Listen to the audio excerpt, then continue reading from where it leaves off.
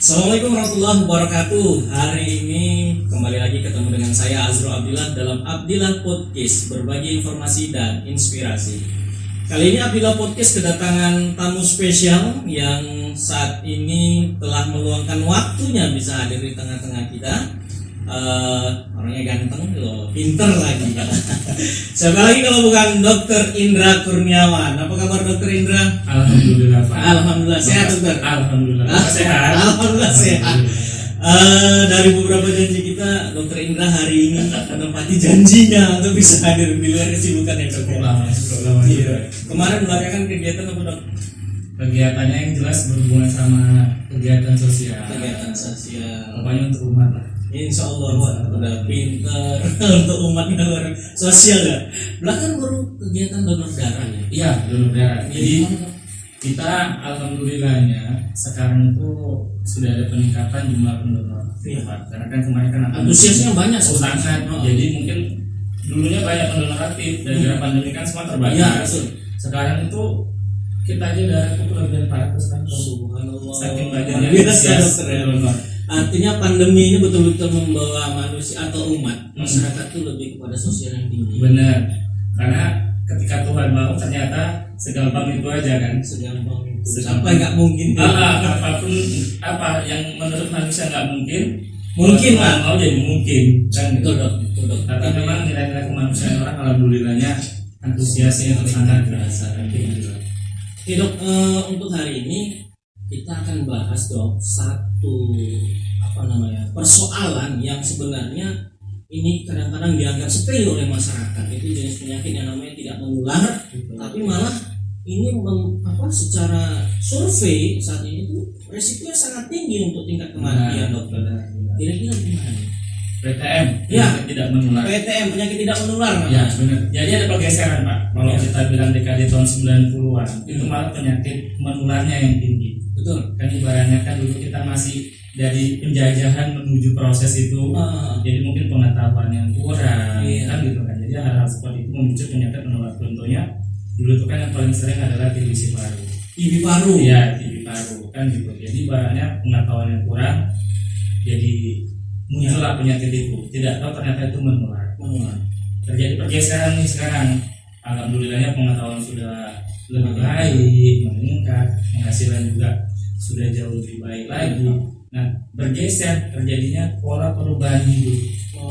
Nah, kalau dulu zaman kemerdekaan kan fisik agak susah, ekonomi pun susah ya pada saat itu. Nah, sekarang kan dulu kan fisik gitu Iya, kan. Jadi secara fisik sehat gitu. Nah, sehat. kalau sekarang enggak, udah enak menikmati kemerdekaan, pola hidupnya jadi beda. Gitu kan, dulu rajin olahraga, sekarang enggak, itu gampang aja lah. Jadi PTM ini hampir rata-rata terjadi karena pola hidup. Iya, perubahan pola hidup. Jadi pergeseran gaya hidup. Contoh yang paling simpel aja gini Pak.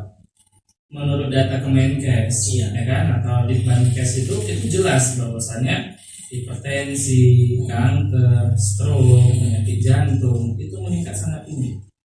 Berarti ada pergeseran gaya hidup. Karena penyakit ini Pak tidak menular itu berarti dia tidak akan ditularkan dengan cara apapun. Berarti kan di diri sendiri pasiennya itu, di diri sendiri pribadi manusianya itu, gitu. Karena dia perjalanan penyakitnya itu menahun Pak. Enggak dia satu, misalnya gini, Bapak minum teh manis, besok langsung sakit, besok sakit gula tidak mungkin, itu iya. udah mustahil. Jadi butuh proses yang lama. Misalnya kanker paru-paru, emang merokok satu aja langsung kena kanker, kan nggak mungkin. Orang kena stroke, apa gara-gara dia nggak istirahat, makanan yang rendang, yang daging, memang tinggi kolesterol atau lemak, besok langsung kena stroke ya tidak mungkin. Jadi penyakit tidak menular itu adalah perubahan gaya hidup. Yang penyakitnya memang dia tidak akan menular kecuali diri pribadi manusianya itu, dan itu terjadi bertahun-tahun. Tidak dalam berarti satu tidak waktu. jangka waktunya panjang. Yang ini kadang-kadang bikin orang lalai. Iya benar. Kelalaian orang jadi merasa dirinya sehat aja.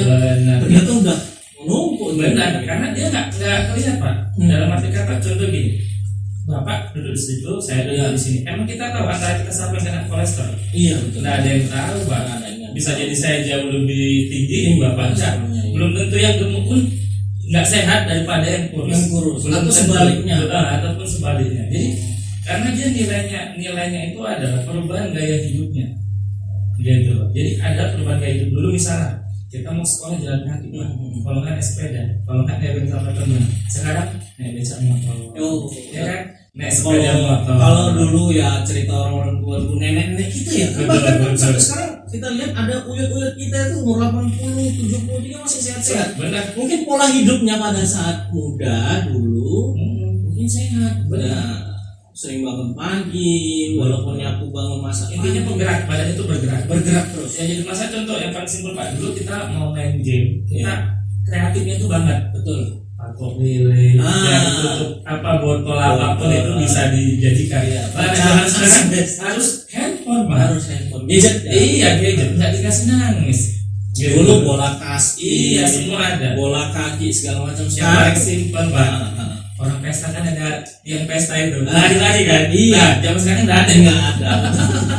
Itu Jadi pergeseran pola hidup. iya gaya hidup. Gaya hidup.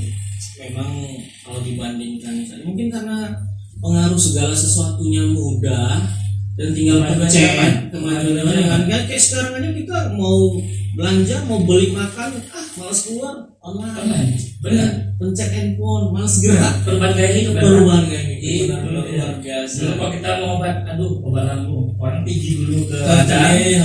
ladang atau ke gede beli jahe waktu. Iya. Nah sekarang ada Yang tradisional ya. Iya, ada obat tuh bisa pesan online Pak. Betul. Semana itu jual. Jadi PTM ini pada kesimpulannya karena pola hidup ya. Iya. Pola hidup yang tidak terkontrol. Karena PTM ini istilahnya nggak langsung penyakitnya ada. Menahun nggak akan cepat gitu. Jadi tiba-tiba kita nggak sadar, dicek gulanya udah naik. Tiba-tiba dicek tensinya tinggi, kolesterolnya tinggi gitu. Memang benar.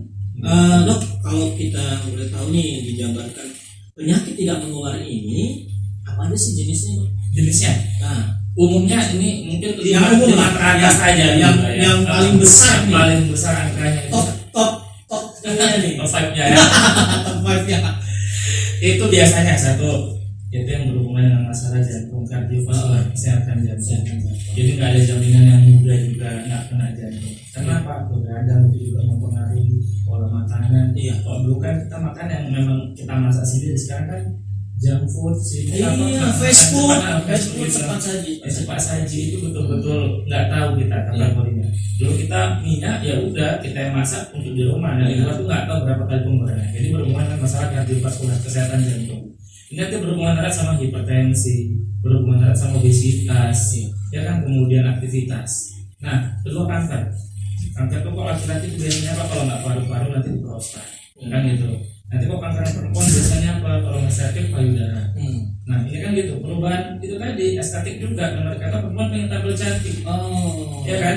Balik lagi gaya hidup, ya kan? Nanti bahan hidupnya, bahan-bahan yang dipakai tidak steril, kemudian tidak paham masalah kesehatan. Jadi mohon maaf, peningkatan seks bebas lama-lama jadi kanker serviks. Gitu. Nah hal seperti ini terjadi. Kedua, yang ketiga yaitu tadi stroke, itu juga ada stroke. Kemudian penyakit paru kadang-kadang PPOK atau asma gitu.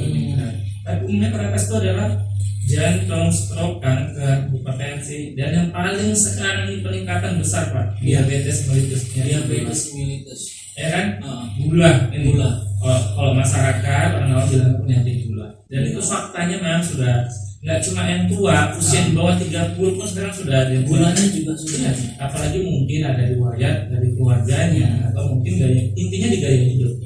Kalau memang katakan keluarganya ada yang terkena penyakit diabetes mellitus itu atau penyakit gula itu, oke lah, mungkin dia menyumbang berapa persennya aja. Tapi lebih kepada gaya hidup. Contoh Pak simpel, dia aktifnya olahraga, betul, main bola lah atau yang perempuan senang atau yang tapi makannya dijaga. Yang kedua istirahat malam, kan juga mempengaruhi Pak Budan.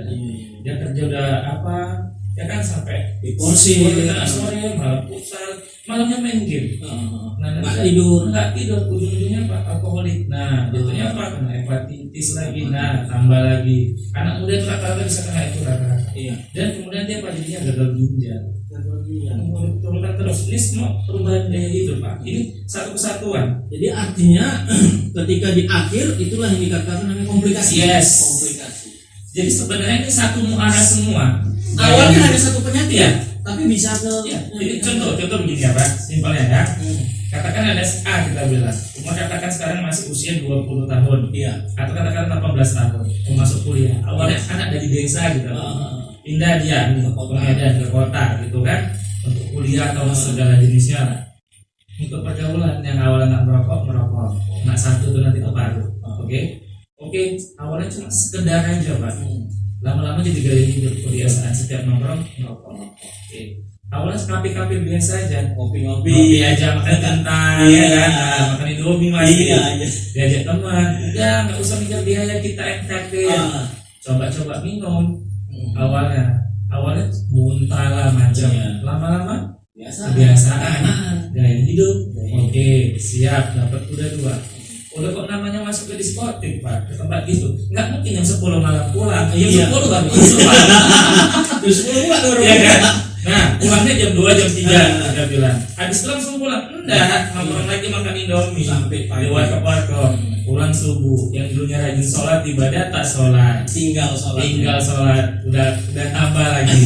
Yang harusnya bangun pagi biasa lari pagi nih. Iya. Kalau nggak olahraga lah. Jadi bangun nggak dia? Nggak jadi bangun. Ya kecapean begadang. Siangnya baru makan. Pergeseran pola nggak? Gaya hidupnya terganti kan? Udah sore gitu lagi. Dan ini terus menerus. Nah, dari sini apa penyakit pertama yang kemungkinan muncul? Kalau dia alkoholiknya aktif, kemungkinan besar nanti akan kena lever. Iya, 10, 15, 20 tahun kemudian. Ya kan? Kalau dia aktif. Itu yang pertama. Yang kedua, kemudian dia merokok. Kemungkinan besar paru-parunya gimana, Pak? Iya. Ya kan? Berarti kan ada masalah dengan paru-parunya. Oke. Kira-kira pola makan yang seperti itu sehat nggak? Kemungkinan muncul hipertensi nggak? Kemungkinan bisa. Otomatis dengan pola makan tidak teratur lambungnya udah. Iya, sudah hipertensi dulu atau masalah lambung dulu, gas lambung naik buat hipertensi. Betul. Hipertensi yang menahun tidak diobati, tadinya kan ginjal. Oh, di ujungnya kemana? Jantung juga. Nah, satu aliran ini Pak, udah gaya hidup yang nggak sehat, badan ini jadi nggak tahu kapan harus istirahat. Iya. Fungsi apa tadi? Apa untuk pengatur kadar gula darah, pankreas itu nggak berfungsi.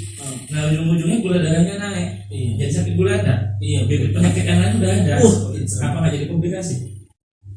Ya kan satu aliran semua muaranya adalah perubahan gaya hidupnya. Ada akhirnya karena perubahan gaya hidup udah mulai nggak teratur ya. Selama ini kita makan teratur, pola hidup teratur. Kemudian dokter yang kadangnya saya melihat, karena ada beberapa teman juga yang tiba-tiba saya dapat kabar meninggal.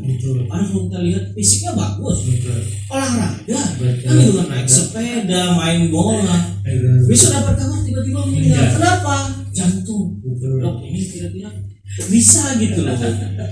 Jadi gini Pak, selalu kalau masalah yang meninggal di usia muda itu selalu kadang-kadang saya kasih edukasi ke keluarganya ini 2 edukasi.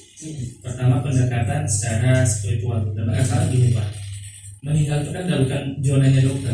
Kadang-kadang keluarga pasien ini nggak terima keluarganya meninggal disalahkan kita yang tim medis ini kita disalahkan. Nah, selalu saya katakan ke keluarga pasien, jatuh umurnya memang udah segitu. Tuhan yang ngatur masalah umur, bukan kita. Tapi yang jadi masalah adalah cara kita mau meninggal ini kan Tuhan ini dan Tuhan kita yang tentukan, ya kan? Nah, harusnya itu kan kita tahu gaya hidupnya dia itu seperti apa selama ini. Makanya selalu saya bilang adalah tidak mungkin Bu orang tiba-tiba meninggal katakan didiagnosis penyakit jantung kalau gaya hidupnya bagus. Dok, tapi anak saya nggak pernah begadang, nggak pernah begini macem lah gitu. Itu di rumah kita nggak tahu. Loh, tapi kalau di suami saya begini namanya belum menerima. Saya bilang, Bu, Ibu demam, saya demam. Kita berobat ke dokter. Nah, Ibu 2 hari sembuh, saya 5 hari baru sembuh. Yang salah dokter apa obatnya Bu? Dia Ibu itu bingung. Langsung saya lanjutin aja Pak, saya bilang, Bu, metabolisme orang beda-beda. Itu yang pertama. Daya tahan tubuh orang itu beda-beda. Yang ketiga, pikiran orang itu beda-beda. Ada orang Pak yang kena masalah lari ke Tuhan kena. Ada orang ada masalah larinya ke alkohol, tambah tenang enggak, karena tambah penyakit tambah masalah. Nah, pikiran itu menyumbang 80-90% proses penyembuhan pikiran. Iya, ada orang sakit dia menerima. Gitu. Mungkin saya kan tadi saya bilang saya 5 hari baru sembuh. Nggak kemudian gitu, saya orang medis loh, pas sakit mungkin kan itu kan diri kita, aspek diri kita. Kita nggak mungkin sampaikan ke orang. Mungkin yang pasien yang lain sakit, ya udah, namanya udah sakit. Biasanya sembuh.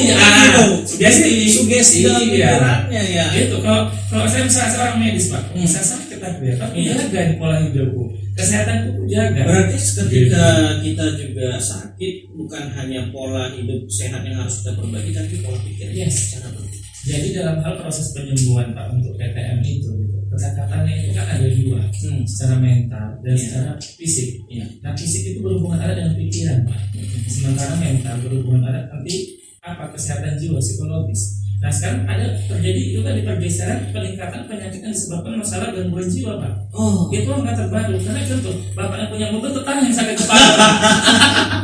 SMS ya, susah melihat orang senang melihat orang susah. Iya. Jangan sekarang itu. Gitu. Jadi ada pergeseran pola gaya hidup juga.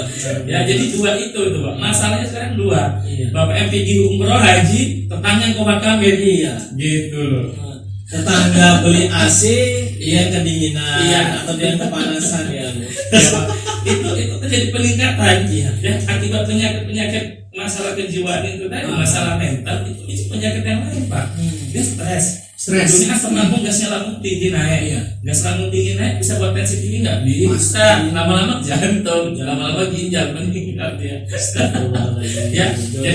Jadi pikiran itu sekarang tuh digalakan dari Kemenkes itu digalakan karena itu tadi memang terjadi pergeseran gaya hidup itu karena sosial media Bapak lihat betul diakses dengan gampang. Kalau dulu kita cuek aja Pak, kalau sekarang enggak Pak, kita buat kesalahan satu baik kita tuh hilang Pak yang 1000 itu Pak. Karena media sosial. Dan memang tingkat kepedulian orang dokter karena ada memang ya satu sisi kalau saya secara pribadi ya teknologi media sosial itu ya ibarat mata pisau, kalau kita tidak pandai-pandai menggunakannya ya akan membunuh diri kita sendiri. Ya tingkat kepedulian masyarakat karena media sosial ini kita di luar materi kita. Ada kecelakaan bukan nolongnya duluan, viralkan duluan, fotoin duluan. Memang satu sisi ada baiknya, tapi kalau saya lihat ya jiwa kepedulian orang semakin lama semakin luar. Itu makanya kalau Bapak bilang PTM, kesehatan jiwa tuh termasuk PTM.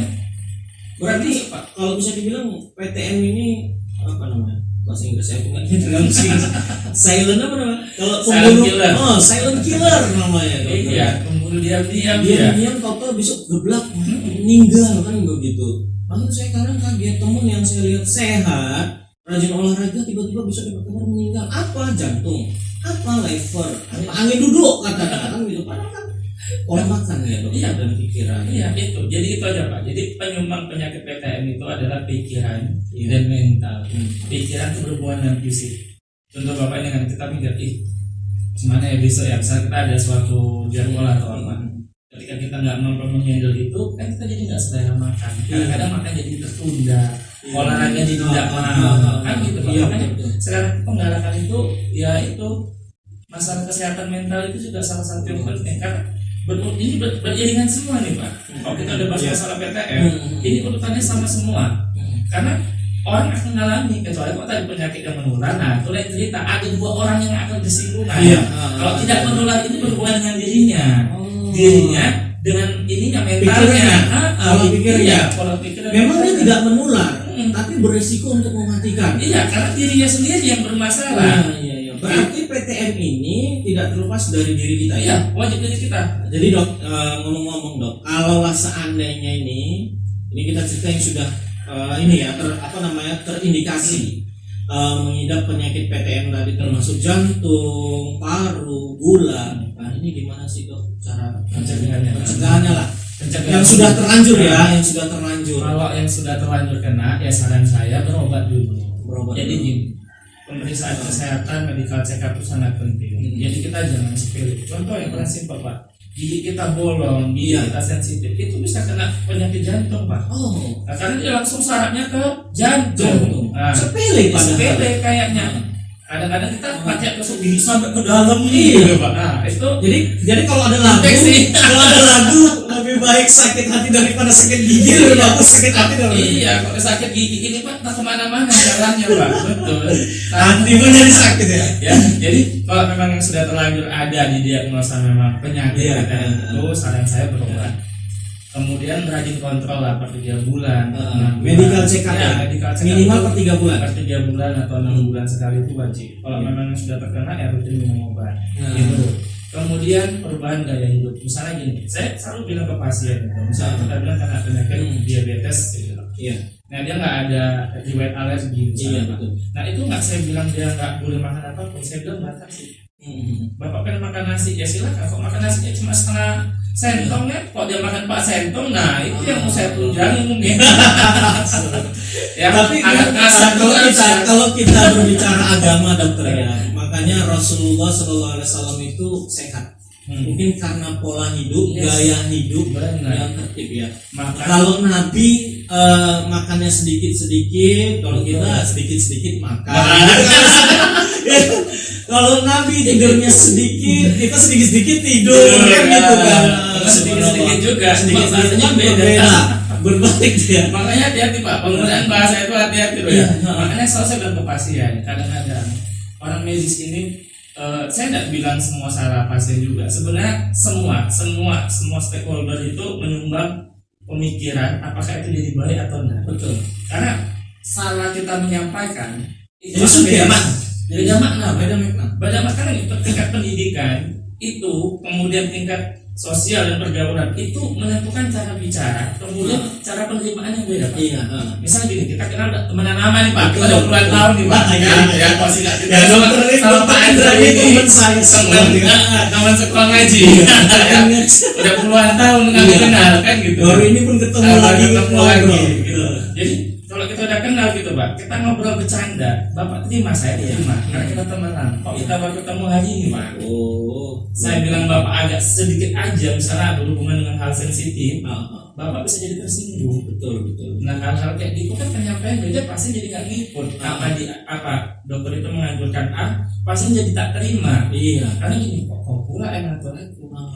Gitu. Jadi pendekatan secara mental itu, psikologis ke pasien itu juga penting ya. Kalau menurut kita gini Bu, ini udah obat ya Bu, kalau ibu nggak minum nanti ibu cepat mati. Pak, kalau kita udah kenal dekat enak ngomong gitu Pak. Coba yang baru kenal Pak. Aku matikan lah. Iya. Bener nggak? Tersinggung. Karena gaya bahasa orang itu beda-beda Pak. Iya. Gitu. Jadi maksud saya adalah hal itu semua memicu juga. Jadi yang harusnya kepatuhan pasien ada, jadinya tidak ada.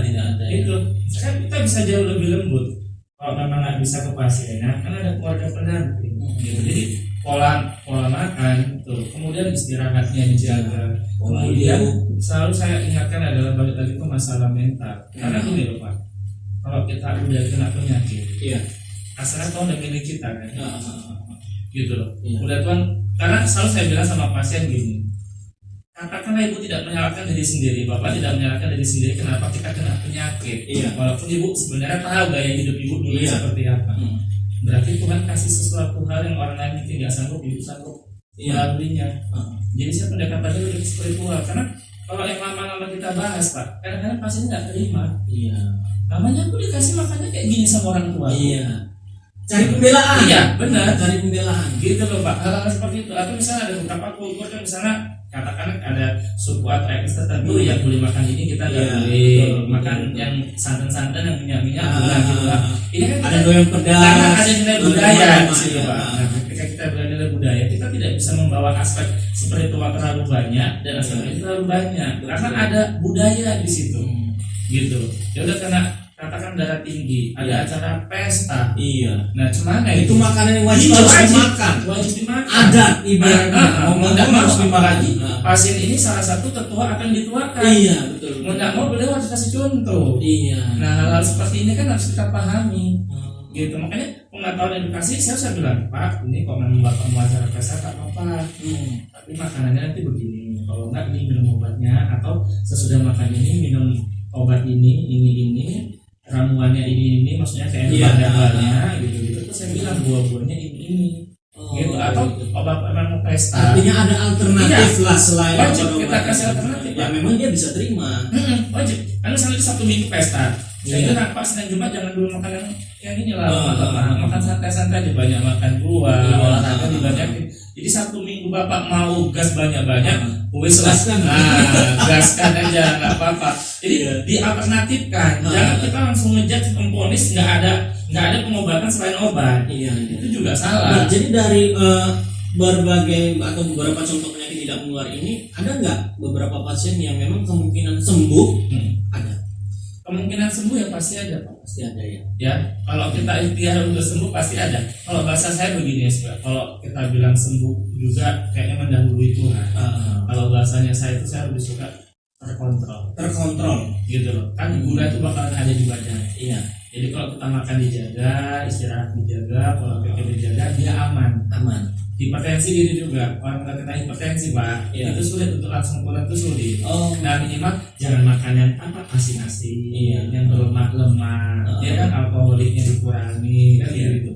Karena kita merubah kebiasaan orang sulit. Iya. Nah Karena sudah terbiasa. kita hanya kasih solusi atau beberapa alternatif supaya dia merubah polanya jauh lebih baik, kan gitu Pak. Jadi hal-hal seperti itu yang harus kita lakukan. Iya, artinya segala sesuatu dikontrol ya. Iya, terkontrol. Baik makannya, istirahatnya, pola hidup, pola stroke Pak. Nah, apa mungkin orang yang kena stroke kena lagi? Terkena. Iya. Almarhum bapak saya itu sempat 2 kali serangan Pak. Mungkin banyak orang yang belum tahu. Nah, itu orang tua saya 2 kali. Tapi alhamdulillahnya waktu serangan itu pun nggak sampai yang betul-betul nggak bisa gerak. Iya. Tetap gerak, hanya tuanya ditubas. Gitu. Jadi semenjak itu makanan saya jaga. Itu saya sampai 6 bulan Pak. Iya. Dibeliin sama almarhum ayah saya. Iya. Karena makannya itu benar saya batasi. Jadi makanya cuma boleh nasi merah. Kemudian nanti untuk rasa makanannya itu saya gorengkan bawang goreng sama bumbu kuning Pak. Makanannya nanti nggak boleh sama Jadi sekali. dokter sendirilah ngerawat orang tua. Iya, saya sendiri. Dua-dua orang tua saya kan memang ada di diabetes, PTM-nya diabetes. Makanya itu tadi saya paham betul untuk itu. Tapi memang alhamdulillah almarhum ayah saya itu dia memang rutin menjaga pola hidupnya gitu. Ibaratnya aktivitas kan semenjak memang saya nggak izinkan beliau itu banyak aktivitas. Iya. Dan mereka pekerjaan yang memang kira-kira sudah tidak perlu lagi dilakukan, nggak usah lagi dilakukan lagi gitu. Jadi lebih misalnya alhamdulillahnya setiap sholat 5 waktu itu beliau tuh ke masjid terus. Jadi ada pergerakan badan. Itu habis subuh Pak, nggak saya izinkan bapak saya tidur. Jadi terserah saya juga nggak durhaka ya. Tapi setiap pagi itu nyapu halaman. Saya yang memang bilang Pak, saya bukan disuruh ya, biasanya dianjurkan lah ya, kita kan Pak sapu halaman dan ada pergerakan badan. Mbak dari sholat duha. Oh, jadi kalau kita habis sholat subuh itu tidak disarankan tidur? Enggak boleh. Oh, tidak Itu disarankan. di hadis juga ada Pak. Boleh. Nah, baca saya. Kadang kan orang-orang bilang, kadang nanggung, siap subuh tuh ya kan. Siap subuh iya, kadang mau betul, ngapain betul, kan gitu, betul. mau pergi kerja juga masih kepagian. Betul. Akhirnya orang merasa udahlah tidur lagi kan gitu. Saya punya buku Pak kebiasaan sehat Nabi Muhammad. Itu ada di rumah itu saya baca udah habis. Ya itu kebiasaan Nabi itu. Nabi itu tidurnya itu kan cepat. Sesudah isya tidur, bangun lebih cepat. Kadang untuk ibadah kan, apa tahajud dan lainnya lah kan seperti itu. Habis subuh boleh cek Nabi itu tak tidur Pak. Tak tidur gitu. Itu alhamdulillahnya diterapkan sama almarhum bapak saya. Dan alhamdulillahnya 6 bulan sebelum meninggal beliau tuh dulu kan sempat diabetes, sempat kesulit. Itu benar-benar nggak ada minum obat lagi. Baik insulinnya tidak, obat gulanya enggak. Jadi memang benar-benar terkontrol. Alhamdulillah. Cuma memang komplikasinya adalah ke jantung akibat adanya hipertensi. Jadi dari muda itu, jadi penyakit bawaan almarhum bapak itu awalnya hipertensi. Iya, karena bapak suka dulu makan kari kambing, kepala gulai. Sebenarnya bukan masalah kambing atau ikannya, bumbu-bumbunya ini Pak. Ikannya tidak masalah, kambingnya tidak masalah. Kambingnya nggak masalah. Kadang orang selalu permasalahkan itu. Yang salah bumbu karinya, kambingnya disalahkan. Jangan, tidak boleh ya. Jangan ya. Nah, ini saya harus luruskan nih. Jadi nanti orang yang punya kambing takutnya tidak pakai, kurban nggak beli semua. Orang pun nggak mau akikahan lagi ya kan. Ya, bukan salah di itunya, kan bumbu karinya Pak. Nanti garamnya sampai berapa banyak, gulanya berapa kadar ya, takaran dari bumbu itu. Cuma yang buat enak bumbunya pula memang, cuma itu. Iya, berarti bukan kambingnya ya. Bukan, jangan salah ya. Bumbunya. Iya, jangan salahkan kambing. Takarannya yang tidak ini ya. Iya, harusnya makannya cuma sekali, bapak makan 5 kali saking sornya, cuma itu. Iya. Dokter, ini kan juga yang memang menjadi apa ya, hebohnya lah kalau sekarang itu soal stroke. Betul. Tua nggak muda. Kira-kira dokter, gejala atau ciri-cirinya kita kena stroke ya, ringan lah stroke ringan. Kadang kan anak muda juga banyak lah usia muda. Jadi gini, saya tetap membahas yang pertama kali adalah kebiasaan dulu Pak. Kalau untuk usia muda umumnya itu masih berawal dari merokok. Kemudian kalau kita masih tinggal agak menjauh dari kota, alkoholiknya paling biasanya tua, ya, atau yang simpel-simpel minuman soda, ya kan, makan cuma saji lagi. Nah, itu tadi penumpukan lemak jahat di pembuluh darah. Kalau bahasa medisnya arteriosklerosis. Kalau di gigi kan karang gigi, di pembuluh darah itu namanya arteriosklerosis. Inilah tadi yang secara sedikit lama-lama dia pembuluh darah tertutup akibat adanya sumbatan-sumbatan gitu tadi. Pergeseran daya hidup tadi. Nah, ketika ini lama-lama nimbat, ini Pak, semuanya kebas. Tengkuk, itu iya. Tengkuk atau tangan kebas, kaki kebas, buat berdiri lama kadang-kadang nggak bisa, atau kadang-kadang suka orang yang bilang kelayangan gitu, hitam, dalam posisi kita duduk, kunang-kunang, gitu tuh penyebab simpel, atau kadang-kadang tiba-tiba kita lagi tidur kok kayaknya mati rasa badan sebelah, gitu. Berarti itu udah ciri-ciri tengkuk itu, tapi itu memang tidak menghaskan stroke, tidak, tapi lebih kepada perubahan gaya hidup yang menyebabkan keluar. Karena gini, keluar itu Pak, kan stroke ini sebenarnya bukan dasarnya. Jadi sebelum dia kena stroke itu kadang-kadang pasti kolesterolnya ada tinggi, asam uratnya ada tinggi, ya kan, hiperlipidemia. Ada pemicunya. Iya, ada pemicu. Kemudian kalau nggak nanti tensinya tinggi, atau tiba-tiba itu tadi nggak alkoholik, tiba-tiba melampaui tinggi. Jadi kan badannya kayak mesin Pak. Ya kan, biasanya apinya cuma 1, dinaikkan levelnya 5, badan nggak siap. Gitu loh. Udah, ini pemicu serangan-serangan itu. Jadi ketika serangan itu muncul, pasti namanya stroke yang berhubungan dengan saraf. Nah, yang dirasakan pasti berhubungan dengan saraf. Simpelnya gitu, kebas gitu. Intinya berhubungan dengan saraf. Dengan saraf. Simpelnya gitu. Apakah itu gejala orang masing-masing? Kemudian dokter, ini juga yang kadang-kadang di masyarakat itu saya juga nggak tahu ya apakah ini benar salah satu solusi. Yang namanya misalnya donor darah, bekam ya, bekam. Ini kan kalau donor itu katanya sedikit banyaknya kita mengurangilah darah-darah beku atau sumbatan-sumbatan darah termasuk bekam. Itu menurut dokter gimana sih? Saya anjurkan. Ya, kalau saya pribadi ya. Donor ya. Donor. Ini kita cerita donor dulu. Itu saya anjurkan. Kenapa? Baik gini Pak, kalau tadi saya ada siklusnya, hubungan darahnya, ya kan, jadi darah itu bisa terjadi. Nah kita ini laki-laki itu gimana Pak? Karena kan darah itu juga ada masanya, 90 sampai dengan 120 hari untuk membentukkan baru di sumsum tulang belakang. Nah ketika darah itu terjadi kan asalnya gini Pak, ini dulu distimulan dulu, dirangsang dulu supaya darah terbentuk lebih bagus lagi. Nah kalau nggak ada rangsangannya gimana darah itu mau itu? Sama kayak kita bilang minyak makan yang udah kita masak, ya kan dia ngendap. Kalau kita baru masak 1 jam, kita masukkan lagi, ini kan kotoran belum ke bawah, turun. Kalau udah 1-2 hari kan udah ke bawah, gitu. Ya asalnya gitu loh. Nah gitu juga, gitu. Jadi donor darah itu fungsinya adalah merangsang atau menstimulus kita itu untuk membentuk darah yang jauh lebih baik lagi dari posisi yang di awal itu. Kalau bekam juga hampir sama, iya hampir sama gitu.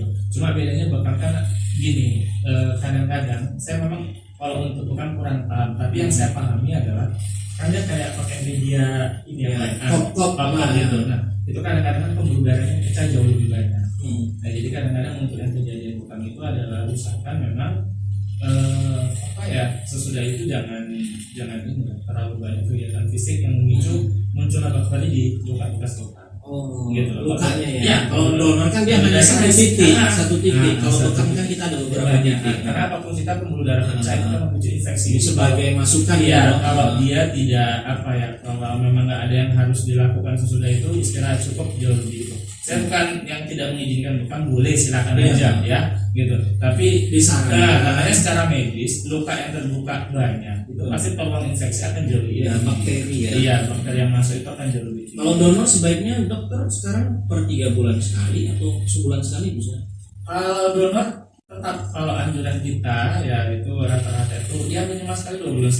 Kalau tidak pun dari targetnya tuh patokannya 90 sampai dengan 120 hari. Berarti kan 3 bulan sampai dengan 40.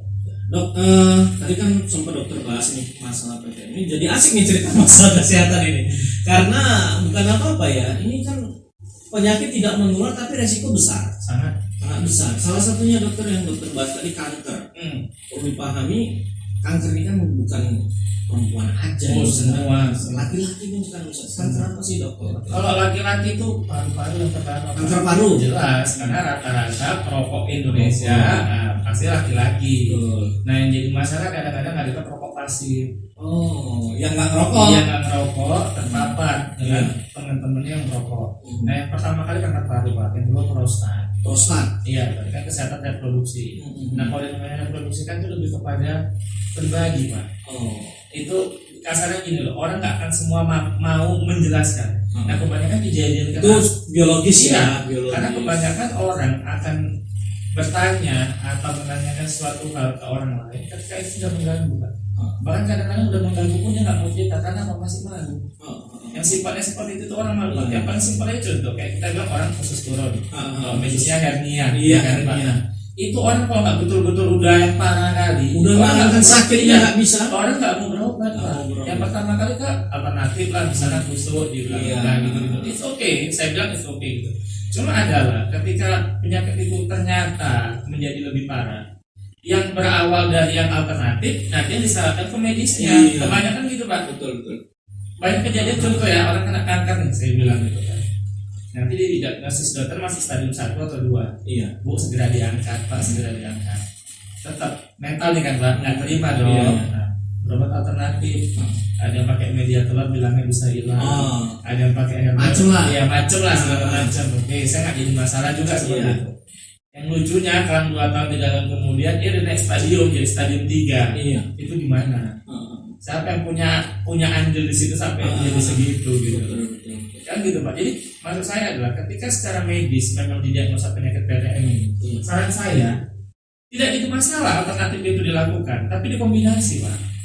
Jangan gini, saya secara pribadi saya tidak anti yang namanya alternatif. Tapi yang jadi masalah adalah tidak semua alternatif itu menyelesaikan secara medis. Gitu juga medis tidak semua menyelesaikannya. Tapi dalam kata kalau kombinasi yang baik itu oke. Analoginya selalu saya bilang gini Pak, kita ada di dunia ini kan ada perbedaan, ada cowok dan cewek. Coba cewek sama cewek, cowok sama cowok, kan nggak ada. Nah gitu juga berobat, saya bilang alternatif silakan, karena Allah juga, Tuhan juga dulu itu ada gitu. Bahwasanya dengan ayat-ayat pun, dengan ayat jam-jam Allah juga bisa nyembuhkan. Jadi saya tidak anti alternatif. Buah zaitun, kurma, kan jelas setiap kandungan kurma ada buah tir, madu, anggur, kan ada di situ di Al-Quran itu jelas gitu Pak. Jadi maksudnya adalah saya tidak anti alternatif, tapi bagaimana alternatif itu berjalan seiringan dengan medis gitu loh. Saya tidak anti, cuma saya bilang Bu, ini alternatifnya kita stop dulu coba, kita kasih obat medis dulu, kita pantau dulu 2 bulan 3 bulan.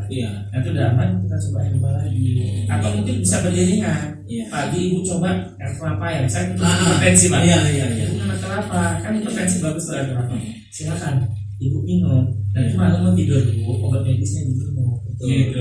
Kan selalu gitu Pak. Yang jadi masalah kadang-kadang itu lagi, balik lagi ke mental. Tetangganya bilang coba ke sana, coba pakai ini, pakai daun ini, kan ngaruh Pak. Berarti pikiran lagi dong. Gitu, hal-hal seperti ini yang selalu terjadi di masyarakat Pak. Betul.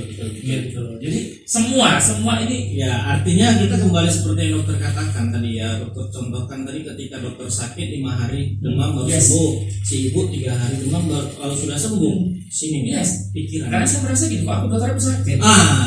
Ya kan pengaruh harga diri kita gitu loh Pak. Gitu hal-hal itu seperti itu gitu.